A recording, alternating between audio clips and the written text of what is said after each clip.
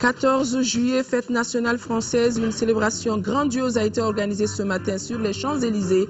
Le Mali et les troupes de la MINUSMA à l'honneur dans un grand défilé militaire et Dioncounda Traoré était le seul chef d'État africain invité à ces festivités. Une célébration sous le signe de la victoire sur le terrorisme au Mali.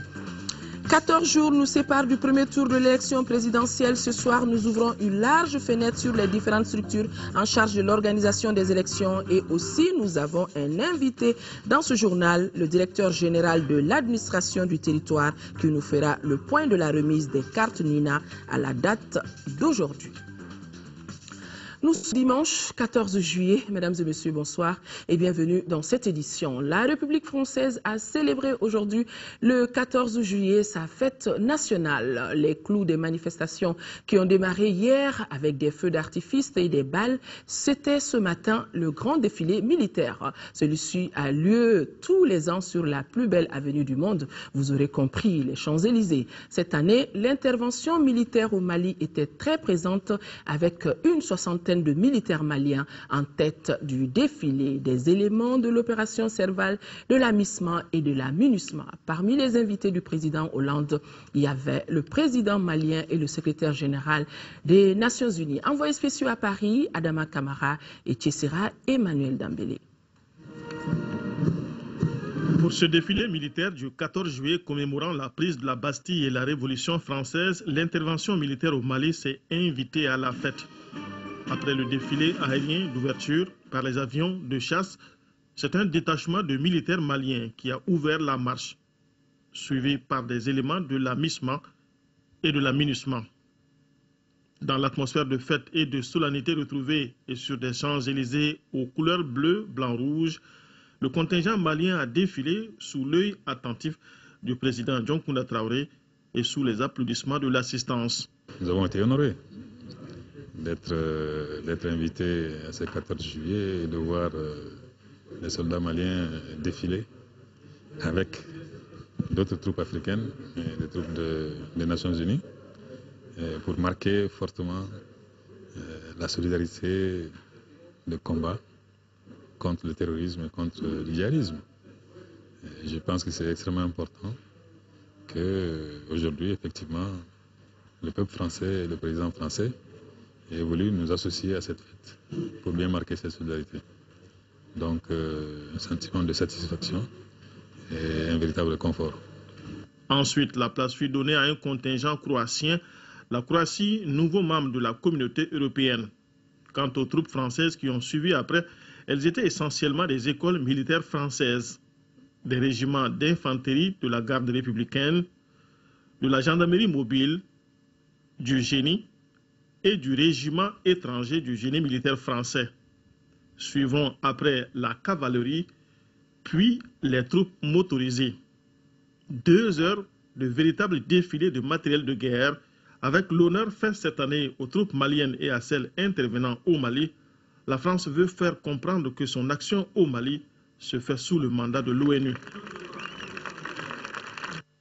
On l'aura vu sur les images, le secrétaire général des Nations Unies, Ban Ki-moon, qui faisait partie des invités du président François Hollande aux festivités du 14 juillet, a été reçu par le président Dioncounda Traoré. Il a évoqué avec le chef de l'État malien la situation du Mali, en premier lieu les élections en cours de préparation. Sur ces échanges entre les deux personnalités, nous vous proposons d'écouter le président de la République par intérim, le professeur Dioncounda Traoré. Des propos recueillis par nos envoyés spéciaux Adama Kamara et Tchessira Emmanuel Dambélé. Les Nations Unies sont fortement impliquées dans la résolution de la crise malienne. Oui, nous avons parlé effectivement des conditions pour résorber cette crise et pour faire en sorte que le Mali revienne à une vie constitutionnelle normale. Nous avons parlé des élections, notamment de l'élection présidentielle le 28. Et bon, le secrétaire général m'a fait part un peu de ce qu'il souhaite par rapport à ces élections. Et moi, je lui ai réaffirmé notre détermination à aller à ces élections dans les délais prévus. Et ils nous ont promis leur aide pour que ces élections soient un succès, comme a été un succès la reconquête du territoire. Les troupes maliennes sont à Kidal, le gouverneur est arrivé, les autorités maliennes sont en train de remonter. Nous avions déjà prédisposé tout le matériel électoral à Gao, matériel qui est en train de remonter à Kidal si ce n'est déjà fait. Je pense que nous aurons moins de problèmes à Kidal qu'ailleurs. L'administration est en train de remonter, les listes électorales sont déjà faites. Il s'agit de distribuer les cartes Nina et de faire parvenir les listes électorales là où elles doivent aller. Je crois que la question de la tenue de l'élection présidentielle sur l'ensemble du territoire malien ne se pose plus. Et d'ailleurs, si vous avez souvenance de tous les discours que nous avons tenus, nous avons toujours dit que tant qu'un centimètre carré du territoire serait occupé, nous n'organiserions pas d'élections. Et si nous les organisons maintenant, c'est que nous savons que c'est possible sur l'ensemble du territoire.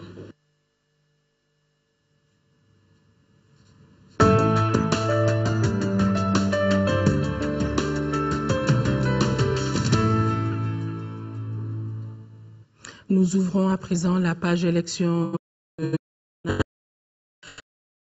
On est invité avec nous ce soir pour faire le point de la remise des cartes d'électeurs, les cartes Nina. Bonsoir, monsieur Bassidi Koulibaly. Bonsoir, madame. Merci d'être avec nous sur ce plateau, mais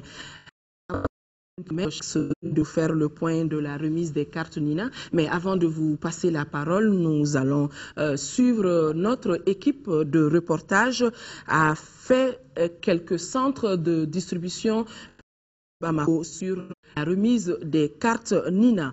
L'affluence est retombée dans certains centres de la capitale. C'est le constat qui se dégage dans deux groupes scolaires de la rive gauche et au groupe scolaire de Kalabankou, la droite du fleuve Niger. L'équipe était avec Fademba Keita. À 2 semaines de l'élection présidentielle, l'engouement constaté au début des opérations de distribution des cartes Nina n'est pas. Même si on est à plus de 50% de taux de retrait des cartes, les gens ne se bousculent plus. Au début, il y avait beaucoup d'affluence, mais maintenant, là, on n'a pas d'affluence. Dans l'ensemble, on peut dire qu'on a atteint les 50%. On a vu certaines erreurs sur les noms de famille, sur les prénoms, sur l'acte de naissance même. Selon les agents et contrôleurs des centres de distribution, il est prévu une moyenne de retrait de 200 cartes Nina par jour. Ils constatent qu'à peine 20 cartes sont retirées par jour. Il ne faut pas que la population attende jusqu'au jour des élections de venir retirer leurs cartes. Donc c'est le moment opportun, ceux qui ont le temps de venir ou dans leur pièce ou les équipes, les cartes d'électeurs. Si on continue comme vraiment. Depuis le matin, il faut que les gens viennent pour prendre leurs cartes. Les gens ne viennent pas. Brahma Traoré, qui nous est au centre de Bangoni Zegenekorobougou, en train de retirer sa carte, estime que l'enlèvement de sa carte d'électeur est un devoir civique. Cette carte est conçue pour les élections. Les cartes Nina. Le taux élevé à l'élection présidentielle dépend de l'engagement citoyen de chacun de nous. Dans tous les centres visités, le centre de distribution de l'école fondamentale du Kandig à Olofobougou-Boulibana en commune 3 sort du lot. Ici, le taux de retrait est des plus élevés. Aujourd'hui, il me reste à peu près à 310 cartes comme ça, sur 1350 cartes. Même si ce n'est pas l'élection, la carte là peut leur servir après. L'atmosphère, ça va dans l'ensemble. Tout se déroule normalement ici. Nous sommes maintenant au niveau de 70% comme ça. À noter que le récépissé du RAVEC, la pièce d'identité, le carnet de famille sont entre autres documents administratifs qu'il faut pour avoir la carte Nina. Voilà, Oukake Alakama de venir chercher les cartes à cause de Dieu. Venez chercher vos cartes d'électeurs. Monsieur Koulibaly, donc après 2 semaines d'intense retrait des cartes Nina, l'affluence est retombée. On l'a vu dans ce reportage dans certains centres de la capitale. Est-ce que vous vous reconnaissez dans ce reportage? Vous savez, Bamako a ses spécificités. Bamako est une grande ville avec des habitants qui ont des activités économiques, des activités commerciales et professionnelles diverses. Donc, c'est des éléments à prendre en compte dans la situation particulière du district Bamako. Donc à ce niveau-là, nous savions que dès le départ que dans les grands centres, la mobilisation est souvent difficile. Et après les premiers jours, bien sûr, nous constatons effectivement au niveau de Bamako qu'il y a une certaine timidité dans l'enlèvement des cartes. Mais ce que le reportage a indiqué est bien justifié dans la mesure où nous avons au niveau de Bamako, au niveau de la commune 3, nous avons 70% du taux d'enlèvement. Et le taux le plus faible, justement, c'est 52% au niveau de la commune 1. Donc, c'est des situations qui sont là et je pense que les autorités du district de Bamako vont mettre des bouchées doubles pour les 15 jours qui restent pour essayer de mobiliser davantage l'électorat afin qu'il aille lever sa carte Nina. Après ce reportage, oui. Mais donc, au niveau de Bamako, bien sûr, nous allons continuer justement à développer les actions de communication et de mobilisation pour que nous puissions atteindre un taux acceptable. Oui, Monsieur Koulibaly, après ce reportage, donc, je vous vois avec beaucoup de documents. Pouvez-vous nous dire c'est quoi le point aujourd'hui de la distribution de ces cartes? Nous sommes engagés depuis une semaine à chaque instant de rendre compte à l'opinion la situation de la remise des cartes Nina. Et le ministre a souhaité justement qu'on puisse faire régulièrement le point. Et c'est dans ce cadre-là que nous sommes là sur votre plateau pour indiquer qu'au niveau de toutes nos régions, les équipes de remise sont à pied d'œuvre. La situation est globalement satisfaisante.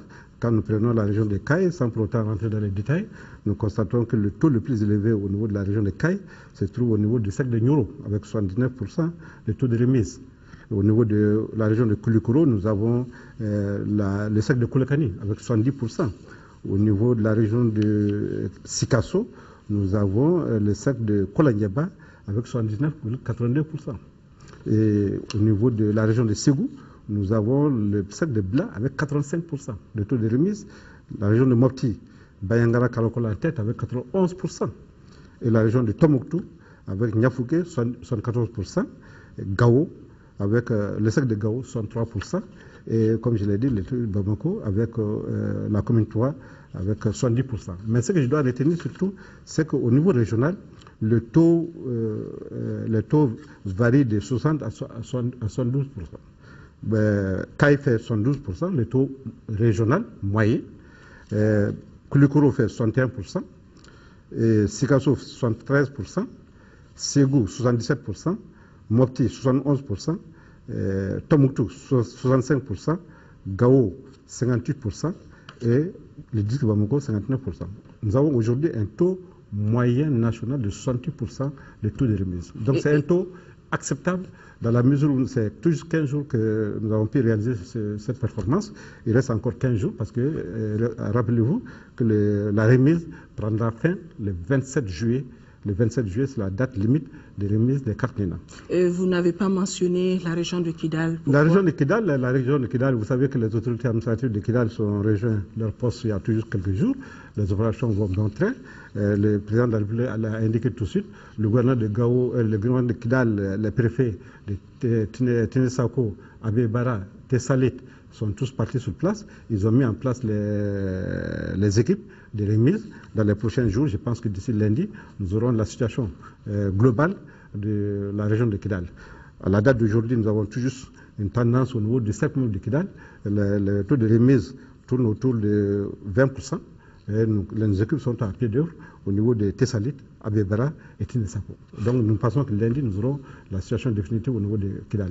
Donc avant de revenir à vous, nous allons suivre ce reportage dans le village de Tchela. C'est en 4e région. Le village de Tchela, avec ses 300 habitants, ne reste pas indifférent au retrait des cartes Nina. De façon générale, l'arrondissement de Massina a atteint un taux satisfaisant d'enlèvement de 60% à la date du 11 juillet 2013. Des envoyés spéciaux, Lamine Tchekoura Koulibaly et Abdou Salam Bambara sont allés voir. Le cercle de Kémassina, qui signifie en langue nationale bozo l'entrée de la région géographique appelée le Massina, n'est pas une entité homogène. Il compte 5 communes, dont 2 sont situées dans l'interfleuve. L'interfleuve est la partie du delta intérieur du Niger, comprise entre le fleuve et le Bani, son principal affluent. Alors que la riziculture occupe les 3 autres communes en zone opus du Niger, les cultures sèches, mil, sorgho, maïs, sont les principales cultures produites dans l'interfleuve. Ils fournissent 60% de la production céréalière du cercle de Kémassina. Nous sommes en zone sahélienne et c'est seulement à la mi-juin qu'est tombée la première grande pluie cette année, la veille même de l'arrivée à Thiela de l'équipe de distribution des cartes Nina. Que va-t-il se passer en cas de pluie le jour du vote?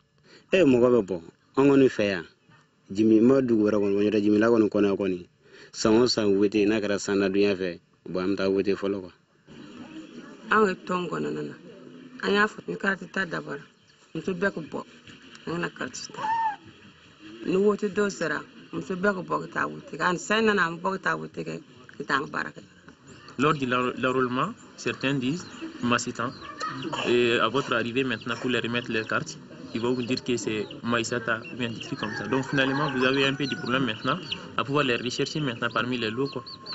L'administration joue un rôle déterminant dans la mobilisation générale, en impliquant fortement les autorités traditionnelles et les autres partenaires. Le cadre de concertation regroupe les partis politiques, les organisations de la société civile et tout ce que vous savez qui peut contribuer à l'organisation de l'élection. La sécurisation du vote est un aspect fondamental, mais pas inquiétant, rassure-t-on ici. Au niveau de chacun des sous-préfets, il y a eu le plan sécuritaire. Il y a la sécurité aussi en tant que même, c'est-à-dire que le chef de village, il joue le rôle ensuite avec ses conseillers de maintien de la sécurité. Le président du bureau de vote lui-même est un facteur de sécurité. La sécurité, c'est à tous les niveaux. Sinon, ce n'est pas les porteurs d'uniformes sur la sécurité. La remontée rapide des résultats des votes est une tâche essentielle de l'administration. Obstacle à ce niveau, Massina est une zone enclavée et les moyens du cercle sont limités. Mais c'est rassure avoir pris la mesure du problème.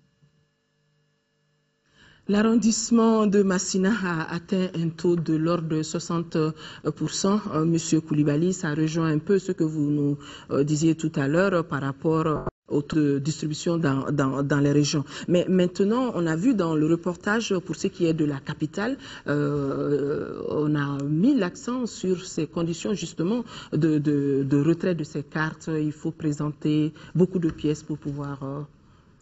Il n'y a pas de mesure d'assouplissement à ce niveau-là? Non, en fait, la première décision qui avait été prise indiquait que la remise de la carte se faisait physiquement à la personne, à l'électeur. Il n'y avait pas d'autre mesure. L'électeur se présente, on lui mettait sa carte. Mais par la suite, le ministre a pris une décision pour modifier, pour alléger les conditions, pour assouplir les conditions de remise. Et les nouvelles conditions qui sont appliquées sur le territoire national, c'est que désormais, quelqu'un, le chef de famille, peut enlever les cartes de toute sa famille au moyen du carnet de famille. Ou bien, si quelqu'un d'autre se présente avec son carnet sa carte d'identité, il peut enlever la carte Nina de son parent ou de son proche. Ou bien, s'il a le passeport ou tout autre document administratif avec sa photo, il peut enlever la carte d'un tiers. Y compris les récépissés les membres de sa famille. De sa famille. Et même les récépissés qui a servi pour l'enrôlement de la personne, on peut retirer désormais la carte avec ça. Donc cette mesure s'applique aussi bien à Bamako qu'à l'intérieur. C'est pourquoi nous avons constaté que depuis l'avènement de cette... Ce que Massina vient de nous dire et indiquer, c'est indicatif. Parce que nous avions fait des plans de progression au niveau des villages de l'intérieur. Plan de progression, les équipes se déplacent de village en village. Et à Massina, aujourd'hui, ils sont à 60%. Je dois dire qu'à Banyangara, la commune de Metumu, la commune de Kenye, ils ont totalement terminé, ils ont fait les 100%. Donc il y a à peu près 3 ou 4 communes au niveau du cercle de Banyangara qui ont fait les 100% de remise. Et dans les prochains jours, nous estimons qu'avec les nouvelles mesures qui sont intervenues, bien sûr d'ici le 25, nous allons atteindre certainement les 80 à 90% des taux de remise des cartes Nina. Voilà, Monsieur Koulibaly, nous avons vite fait de parler justement de l'organisation de ces élections dans la région de Kidal. Voilà qu'on a un reportage, si vous voulez, une interview concernant l'élection présidentielle du 28 juillet prochain. On nous dit que les préparatifs vont bon train à Kidal. Les opérations de distribution des cartes Nina ont débuté le week-end. Et pour l'heure, tout se passe bien. C'est du moins ce que nous dit le directeur de cabinet du gouverneur de la région de Kidal, Mamadou Cham, joint tout à l'heure au téléphone par Boubacar Touré. Bon, les élections se préparent très bien. Depuis notre arrivée, on s'est consacré à la validation des listes électorales. Ce travail est déjà fini et déposé au niveau de la DGE. Maintenant, nous avons entamé le travail proprement dit de remise des cartes électorales. Comment se passe cette distribution des cartes Nina dans la ville de Kidal? Oui, cette distribution, elle se passe en tout cas pour le moment dans de bonnes conditions de sécurité et puis de mobilisation. Nous constatons en tout cas un début d'affluence actuellement. Au début, c'était un peu difficile, mais je pense que c'était un manque de communication. Actuellement, nous avons passé un communiqué sur la radio locale invitant tous les électeurs à venir retirer leurs cartes. Et depuis lors, nous avons constaté quand même une amélioration de l'affluence. L'administration est actuellement occupé à l'opération de remise des cartes électorales. Et ensuite, nous sommes en train de préparer l'organisation proprement dite des élections, consistera à mettre en place tous les bureaux de vote, les matériels de vote, mettre en place le matériel de vote. Est-ce que tous ces matériels de vote sont disponibles sur place là-bas à Kidal?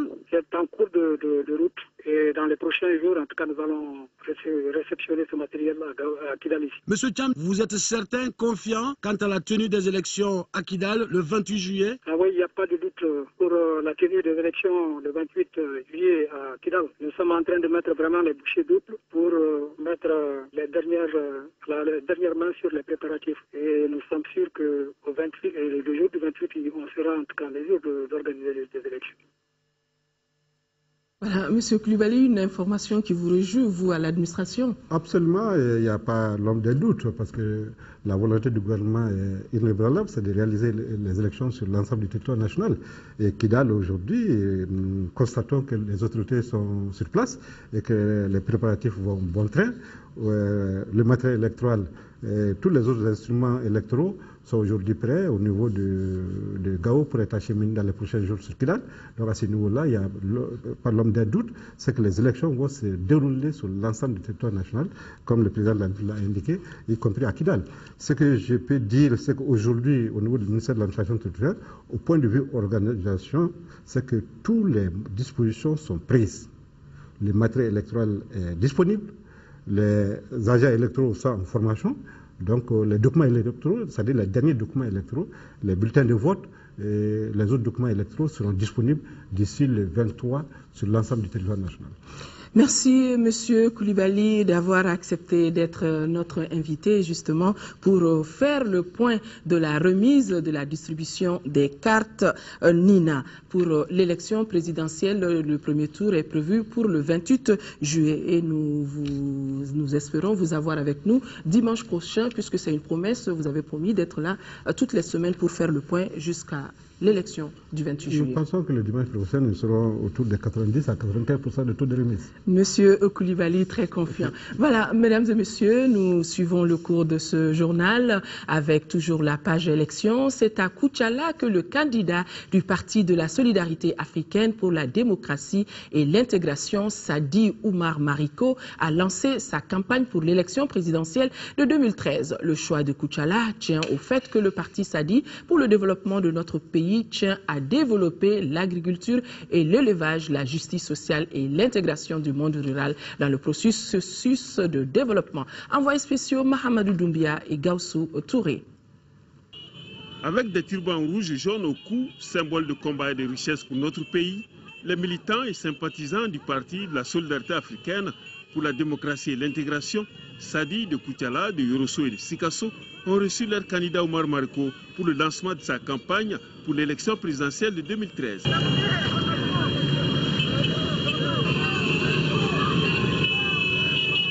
À une dizaine de kilomètres du centre-ville de Koutiala, sur la route de Sikasso, en traversant la ville de Koutiala, c'était la même ambiance avec la population de Koutiakana et toute sa banlieue qui ont chanté l'hymne national.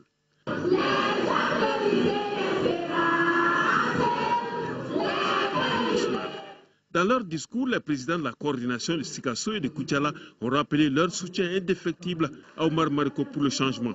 Le candidat du parti Sadé a prôné la justice sociale. Il a regretté les récentes agressions et autres humiliations infligées à notre peuple. Je ne suis pas surpris par cette mobilisation. Au moment où des gens louent des avions à 50 millions de jours, au moment où des t-shirts sont un peu partout, vous êtes venus nombreux. Vous êtes sortis naturels que vous êtes, parce que vous avez préféré la dignité, parce que vous voulez la dignité et l'honneur. La dignité et l'honneur, pourquoi? Pour que le fruit de votre travail vous revienne. Pour que dans notre pays, la justice soit de mise. Pour que dans notre pays, le Mali, soit toujours un pays uni. Dans son programme de développement de notre pays, Omar Mariko tient notamment à l'agriculture, à l'élevage, la sécurité renforcée et à la dignité retrouvée. On a besoin de réformes institutionnelles et nous avons besoin de justice sociale. Les institutions doivent être au Mali au service du peuple malien. Nous devons développer l'agriculture.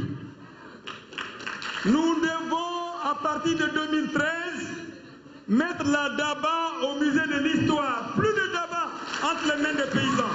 Nous devons, à partir de 2013, faire la promotion de l'agriculture de traite, des charrues et des tracteurs. Nous devons nous battre pour que les mines d'or qui sont exploitées dans notre pays financent notre développement.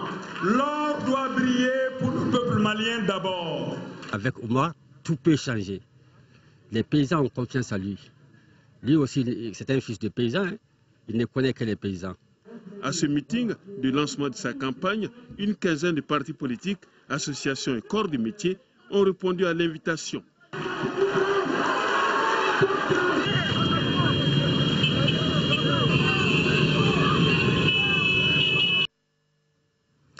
À Koulikoro, le candidat de l'Union des forces démocratiques, UFD, a lancé ce dimanche sa campagne électorale sous le signe du changement. C'était lors d'un meeting à la Maison du Peuple de Koulikoro. Chaka Diarra entend faire du Mali un pays uni, un pays de paix, d'équité et d'égalité de chances pour tous les citoyens. Koulikoro, le reportage de Seydou Traoré.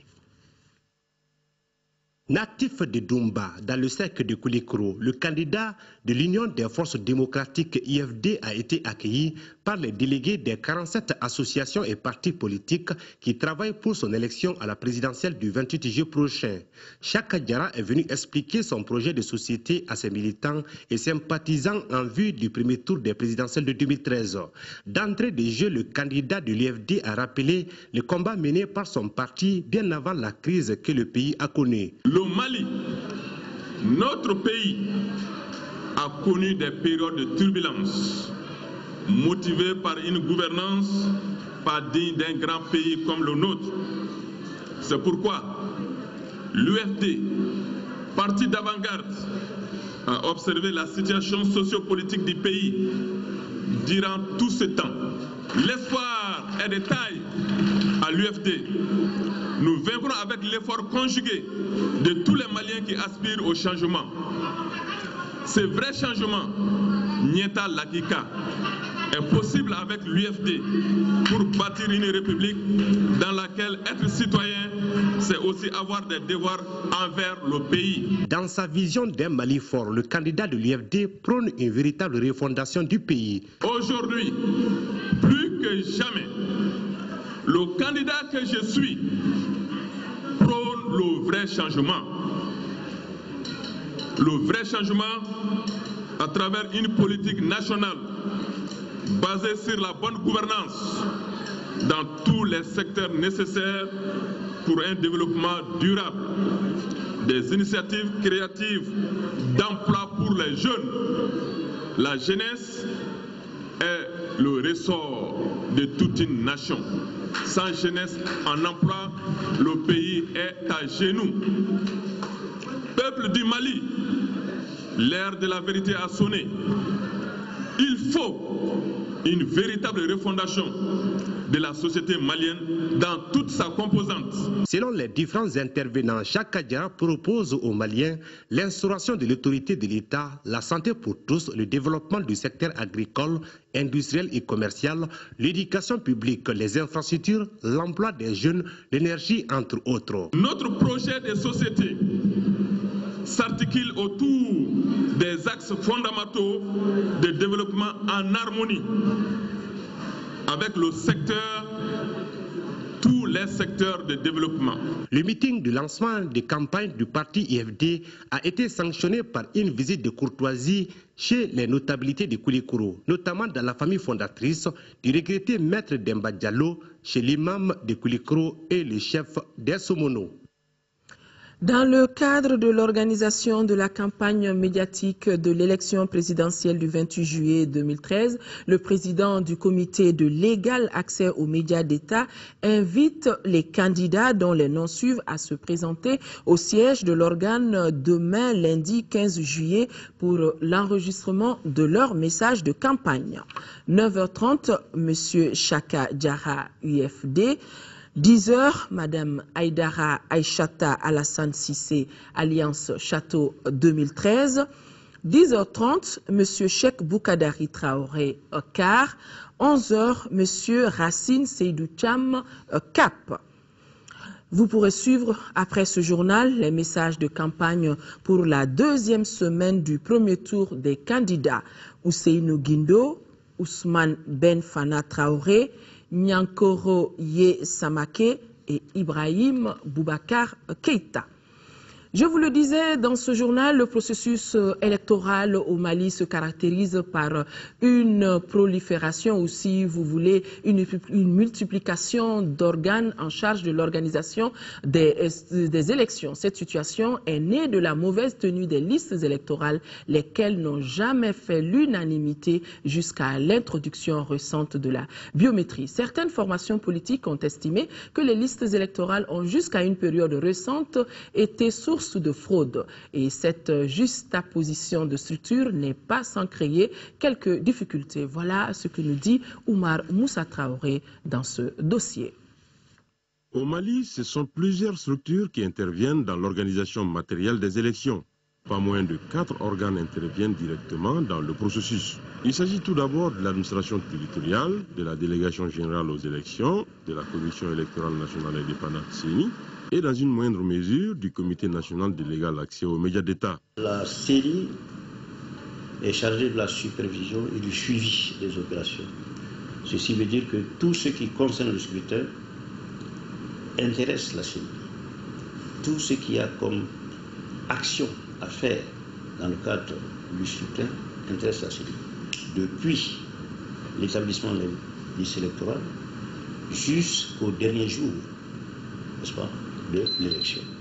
Donc, cette attribution de supervision, de suivi, est reconnue à la CENI, avec un certain nombre de pouvoirs de rectification, un certain nombre de pouvoirs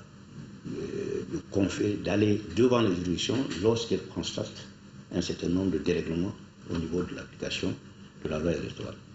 La DGE est chargée effectivement d'établir le fichier électoral, l'établir selon des normes qui ont été fixées, qui actuellement de la technologie, de faire en sorte que les électeurs disposent des cartes d'électeurs pour accomplir leur devoir, et ensuite de s'occuper du financement. Et la cheville ouvrière dans cette affaire, c'est ce ministère qui est chargé de l'organisation matérielle, concrète sur le terrain, et des élections. Cela a ajouté aussi l'implication du ministère des Affaires étrangères, parce que, comme vous le savez, les Maliens de l'extérieur votent. La part importante du travail est cependant effectuée par l'administration territoriale. Comment en est-on arrivé à une progression d'élections au Mali?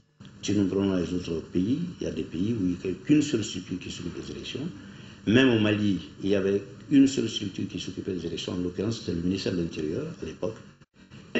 Avec les événements, avec les évolutions historiques, il y a eu des changements imposés d'abord par la méfiance que les partis politiques, ou en tout cas une bonne partie de la population, a eu vis-à-vis de l'administration, en estimant que l'administration est peut-être partiale, je dis bien peut-être, et que l'administration est plutôt encline à favoriser ou alors être du côté de ceux des tenants du pouvoir. Cette prolifération des structures n'est pas sans créer quelques difficultés dans la conduite des différentes missions. Chacune des structures intervenant dans l'organisation des élections est censée avoir son autonomie. Elles doivent donc entretenir entre elles des relations. L'exemple le plus frappant est sans doute l'empiètement d'un organe sur les compétences d'un autre. En 2002, un incident a même créé des frictions chez les membres de la CENI. Il y a eu la destruction de toutes les cartes d'électeurs qui avaient été imprimées sans que la CENI, à l'époque, puisse superviser la mise en place. Mais cela se comprenait parce que la CENI n'avait pas été mise en place. Et le chronogramme imposait un certain nombre d'actions bien précises. À l'époque, la CENI avait estimé que n'ayant pas eu à superviser la confection des cartes et tout ça, elle estimait que cela ne pouvait pas être joué. La décision a été prise de brûler les cartes qui avaient été fonctionnées, de reprendre des nouvelles cartes, avec cette fois-ci la présence, la supervision de la CENI. La suspicion a surtout prospéré sur la mauvaise tenue des listes électorales, lesquelles n'ont jamais fait l'unanimité jusqu'à l'introduction récente de la biométrie. La solution à cet imbroglio passe par la création d'une structure unique de gestion des élections, comme cela se fait dans beaucoup de pays. La question est éminemment politique. Un consensus de la classe politique sur la question est aussi nécessaire.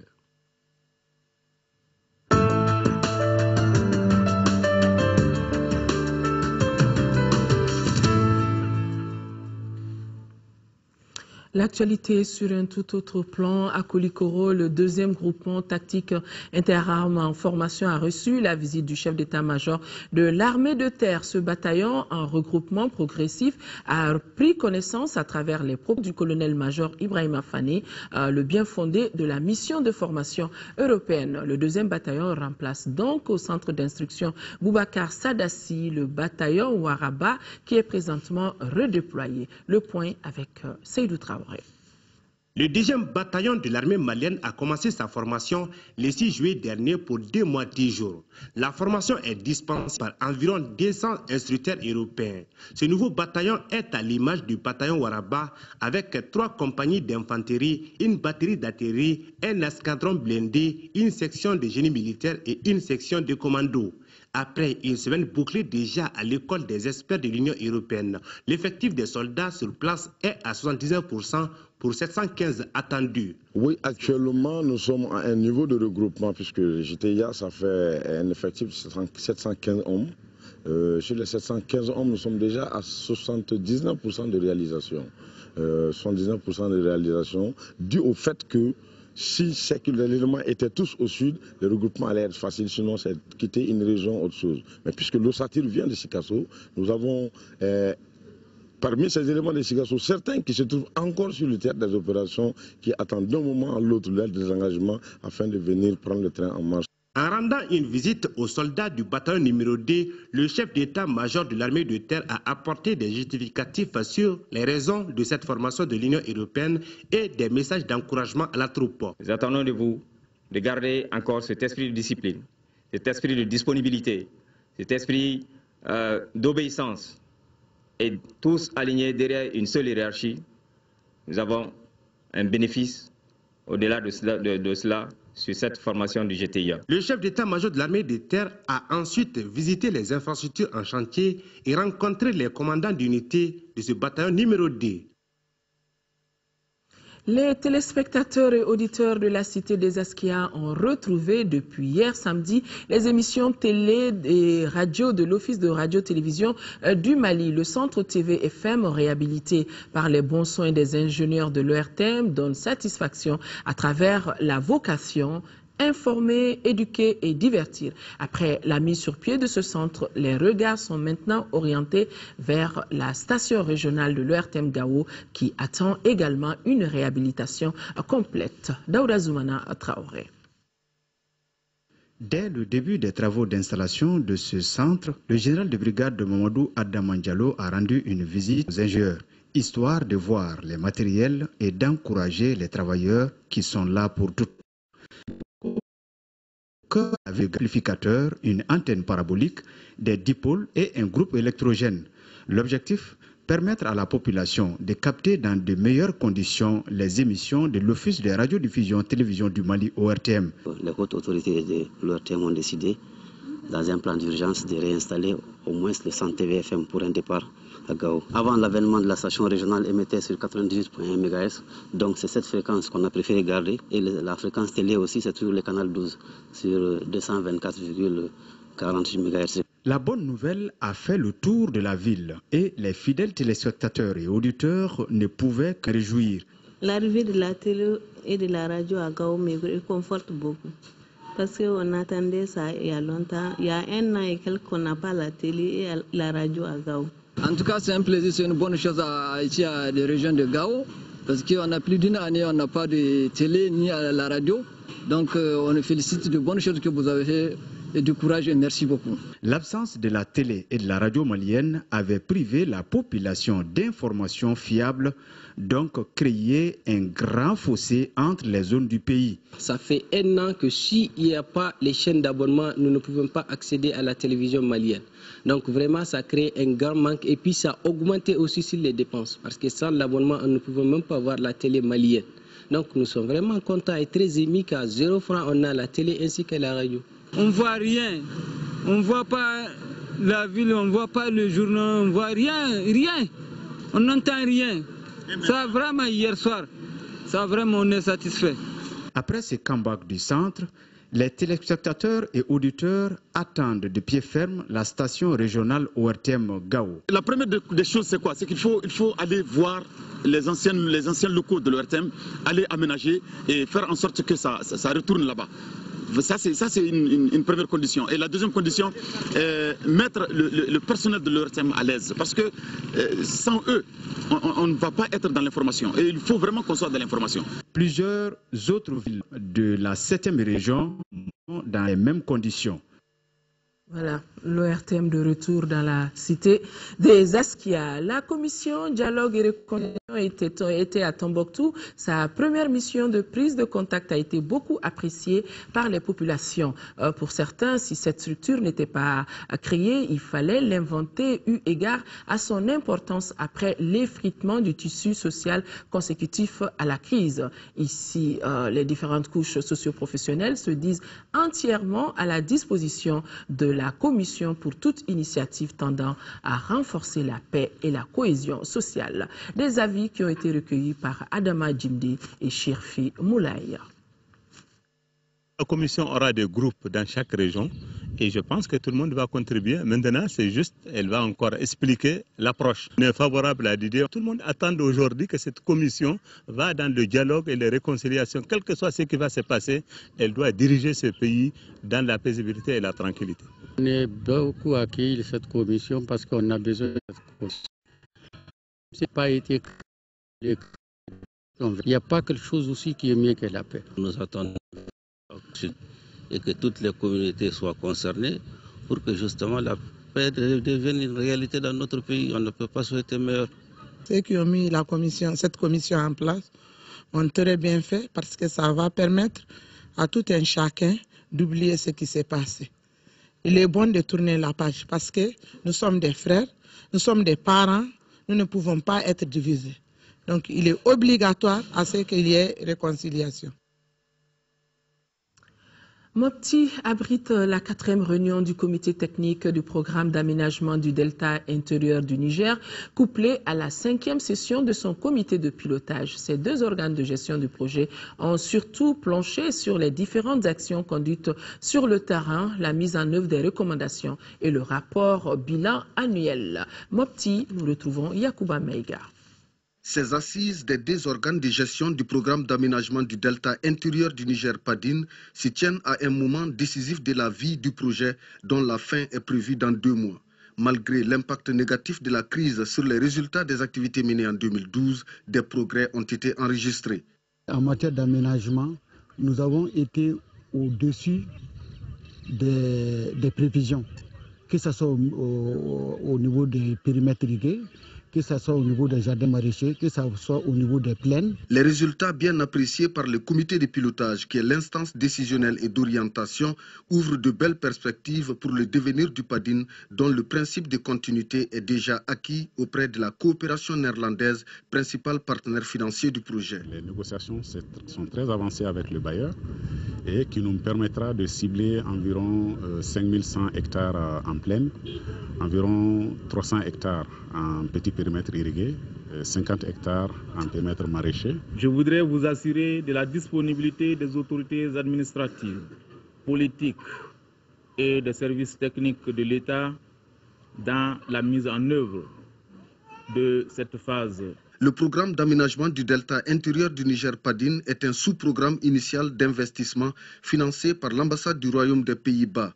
Il est exécuté par CARE International au Mali et vise à améliorer la sécurité alimentaire et augmenter le revenu des producteurs agricoles et leurs ménages dans le delta intérieur du Niger.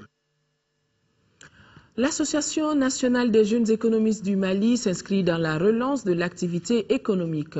Elle vient d'organiser hier samedi une conférence débat sur le thème « L'économie malienne face à la crise sécuritaire et institutionnelle, bilan et perspectives ». La conférence a été présidée par le ministre de l'Économie et de l'Action sociale. Reportage Nouhoum Sissoko.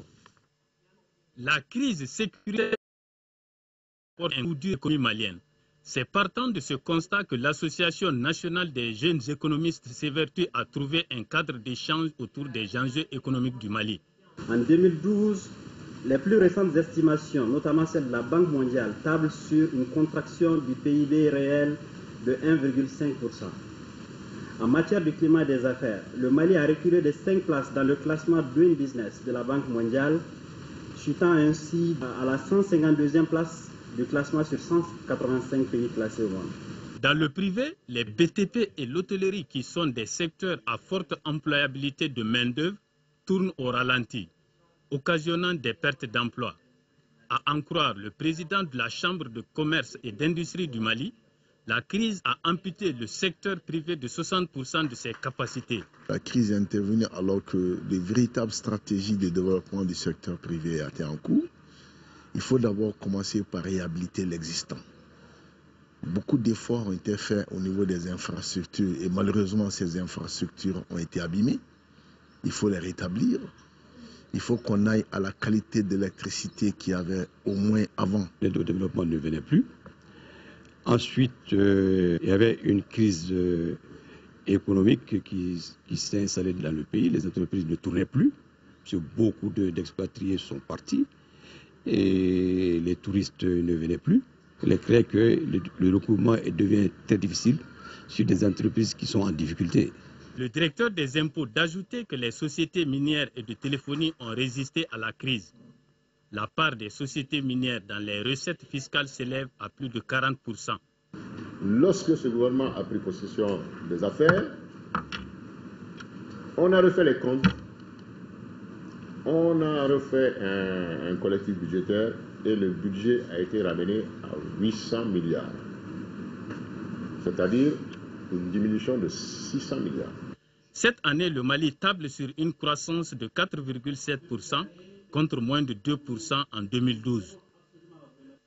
Voilà, Mamadou Namori Traoré, ministre de l'économie et de l'action humanitaire. Sport, football, championnat national. Après quelques jours de relâche, la compétition a repris à la faveur de la deuxième journée. Ainsi, la Somme a presque acquis son maintien après s'être imposé 3-1 devant Attar Club de Kidal. Le CEB lui a battu 2-1, le Nyanan de Koulikore, et est bien parti pour sauver sa saison. Le point des deux rencontres avec Aldjouma Atina.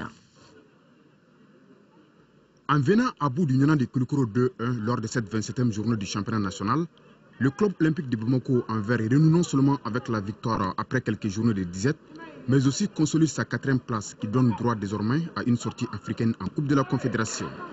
Pourtant, dans cette partie, c'est les visiteurs qui vont contre toute attente doucher les ardeurs du COB. Sidiya Traoré, parti à l'abordage des buts olympiens, bat à la 19e minute Abdoulaye Samaki.